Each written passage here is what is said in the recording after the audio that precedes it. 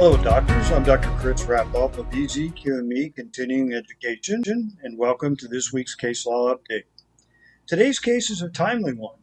Even though it was originally brought before a workers' compensation judge in 2019, it was just recently ruled by the Appeals Board in June of 2023.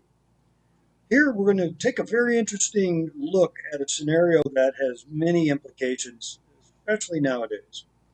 The question is does an encouragement by your employer to get vaccinated count as an employer requirement or just an encouragement? Also, getting vaccinated, does it have a compensability issue if there are problems that come as a result? So what does the Workers' Compensation Appeals Board have to say about this? Well, you'll be very interested to find out. Let's take a look. So this week we have Denise Iverson versus CVS Pharmacy Incorporated.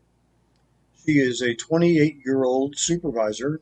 She was injured in August of 2019, and she currently now suffers from a range of medical issues, including Guillain-Barré syndrome, depression and anxiety, irritable bowel syndrome, neurogenic bladder, back and sleep problems, urinary dysfunction, sexual dysfunction, anal rectal dysfunction, asthma, gastroesophageal reflux disease, acute inflammatory demyelinating polyradicular neuropathy, and urinary incontinence. So the facts of the case are in August of 2019, Ms. Iverson was working for CVS as a shift supervisor, and she agreed to receive a free Pneumovax 23 vaccination. It was administered by the CVS pharmacist. The next day after the vaccination, she started experiencing pain in her left arm, her chest, and she felt lightheaded and dizzy. She told the management and she was instructed to visit an urgent care, and she had not returned to work since 2019 as a result. The CVS upper management in this case set goals for each store's vaccinations. The store had a tracker to monitor the progress, and employees were encouraged to get vaccinated. These vaccinations were completely voluntary for employees, and there was no negative consequences if they chose not to get vaccinated. So there are some caveats here. As I had mentioned earlier, the upper management did have goals that they had set for in-store vaccinations. So it wasn't a requirement, but CVS Corporate strongly encouraged their employees to get this vaccination. And they also provided some perks here, that you could get it at no cost. You could get this vaccination on paid company time, and it would be administered by the company pharmacist. You also could receive rewards in the form of a $5 coupon from CVS. Oh, and last but not least, a pizza party for all of those who participated. So in this case, this is where the problems began for Ms. Iverson. She did have the vaccination, and then she developed the myriad of symptoms and the Guillain-Barré syndrome that I mentioned to you earlier. And this just started developing the day after the vaccination. She filed a workers' compensation claim against CVS for workers' compensation benefits as a result.